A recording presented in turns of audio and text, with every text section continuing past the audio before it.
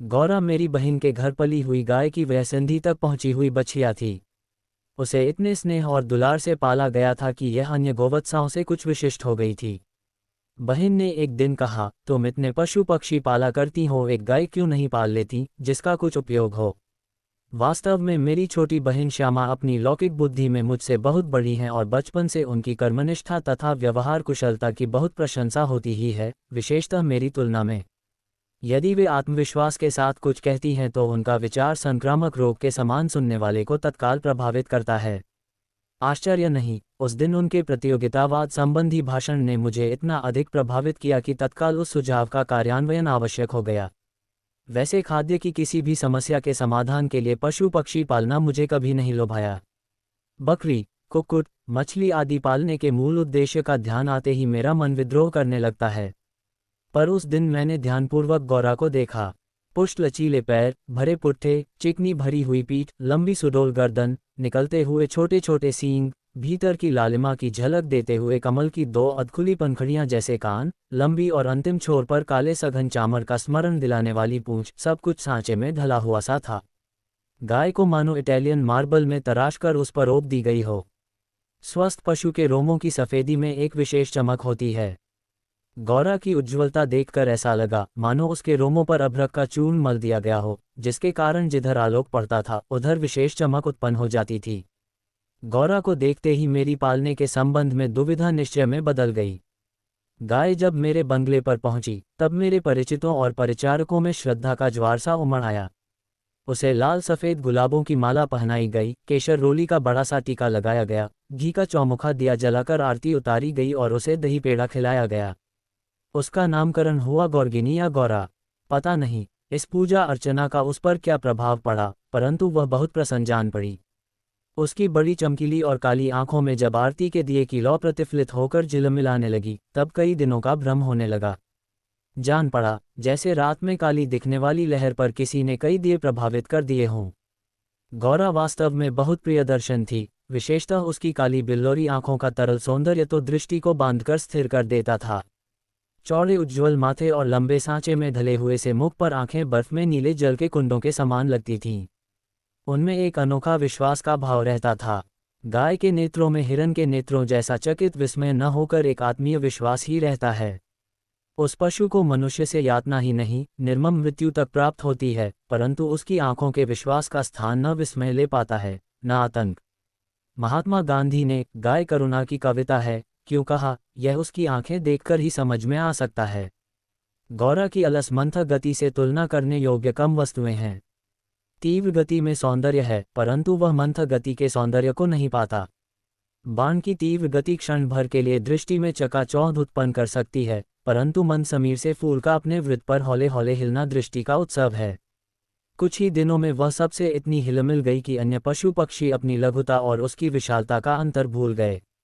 कुत्ते बिल्ली उसके पेट के नीचे और पैरों के बीच में खेलने लगे। पक्षी उसकी पीठ और माथे पर बैठकर उसके कान तथा आंखें खुजलाने लगे। वह भी स्थिर खड़ी रहकर और आंखें मूंद कर मानो उनके संपर्क सुख की अनुभूति में खो जाती थी। हम सबको वह आवाज से नहीं, पैर की आहट से भी पहचानने लगी। समय का इतना अधिक बोध उसे हो गया था कि मोटर के फाटक में प्रवेश करते ही वह बां की ध्वनि से हमें पुकारने लगती। चाय, नाश्ता तथा भोजन के समय से भी वह इतनी परिचित थी कि थोड़ी देर कुछ पाने की प्रतीक्षा करने के उपरांत रंभा रंभा कर घर सिर पर उठा लेती थी। उसका हमसे साहचर्यजनित लगाव मानवीय स्नेह के समान ही निकटता चाहता था। निकट जाने पर वह सहलाने के लिए गर्दन बढ़ा देती, हाथ फेरने पर अपना मुख आश्वस्त भाव से कंधे पर रखकर आंखें मूंद लेती। जब उससे दूर जाने लगते तब गर्दन घुमा घुमा कर देखती रहती। आवश्यकता के लिए उसके पास एक ही ध्वनि थी, परंतु उल्लास, दुख, उदासीनता, आकुलता आदि की अनेक छाया छवियां उसकी बड़ी और काली आंखों में तैरा करती थीं। 1 वर्ष के उपरांत गौरा एक पुष्ट सुंदर वत्स की माता बनी। वत्स अपने लाल रंग के कारण गेरू का पुतला जैसा जान पड़ता था।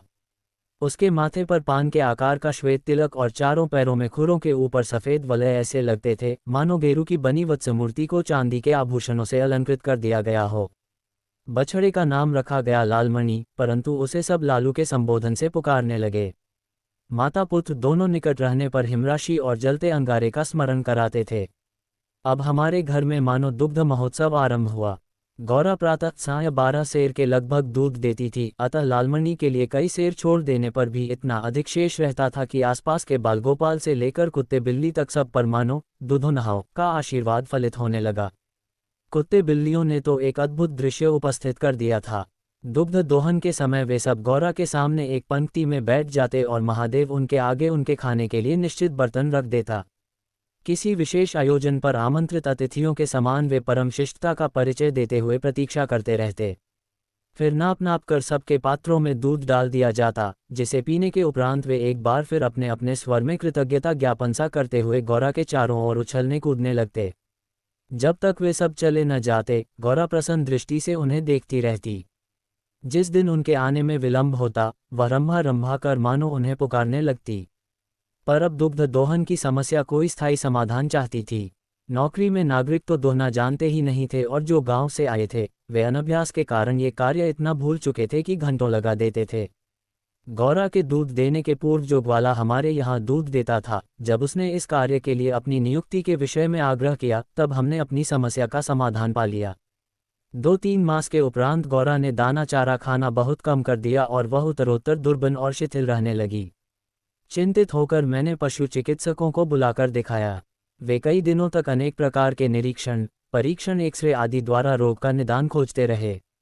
अंत में उन्होंने निर्णय दिया कि गाय को सुई खिला दी गई है, जो उसके रक्त संचार के साथ हृदय तक पहुंच गई है।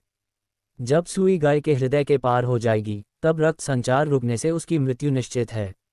मुझे कष्ट और आश्चर्य दोनों की अनुभूति हुई। सुई खिलाने का क्या तात्पर्य हो सकता है?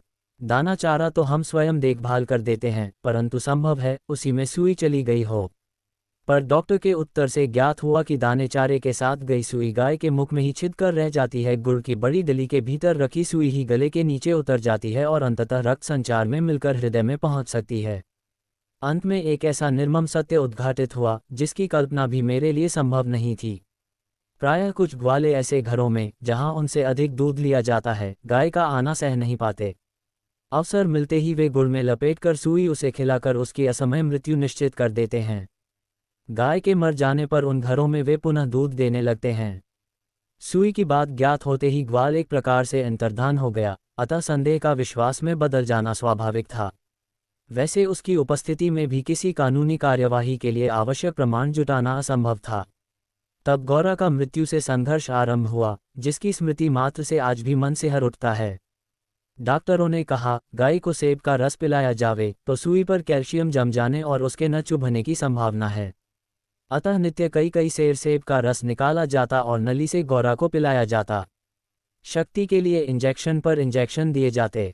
पशुओं के इंजेक्शन के लिए सूजे के समान बहुत लंबी मोटी सिरिंज तथा बड़ी बोतल भर दवा की आवश्यकता होती है। अतः वह इंजेक्शन भी अपने आप में शल्यक्रिया जैसा यातना में हो जाता था। पर गौरा अत्यंत शांति से बाहर और भीतर दोनों ओर की चुभन और पीड़ा सहती थी। केवल कभी कभी उसकी सुंदर पर उदास आंखों के कोनों में पानी की 2 बूंदें झलकने लगती थीं। अब वह उठ नहीं पाती थी, परंतु मेरे पास पहुंचते ही उसकी आंखों में प्रसन्नता की छाया सी तैरने लगती थी। पास जाकर बैठने पर वह मेरे कंधे पर अपना मुख रख देती थी और अपनी खुरदरी जीभ से मेरी गर्दन चाटने लगती थी। लालमणि बेचारे को तो मां की व्याधि और आसन मृत्यु का बोध नहीं था। उसे दूसरी गाय का दूध पिलाया जाता था, जो उसे रुचता नहीं था। वह तो अपनी माँ का दूध पीना और उससे खेलना चाहता था, अतः अवसर मिलते ही वह गौरा के पास पहुंचकर या अपना सिर मार मार उसे उठाना चाहता था या खेलने के लिए उसके चारों ओर उछल कूद कर परिक्रमा ही देता रहता। मैंने बहुत से जीव जंतु पाल रखे हैं, अतः उनमें से कुछ को समय असमय विदा देनी ही पड़ती है, परंतु ऐसी मर्मव्यथा का मुझे स्मरण नहीं है। इतनी हृष्ट पुष्ट, सुंदर, दूध सी उज्ज्वल पश्विनी गाय अपने इतने सुंदर चंचल वत्स को छोड़कर किसी भी क्षण निर्जीव और निश्चेष्ट हो जाएगी, ये सोचकर ही आंसू आ जाते थे।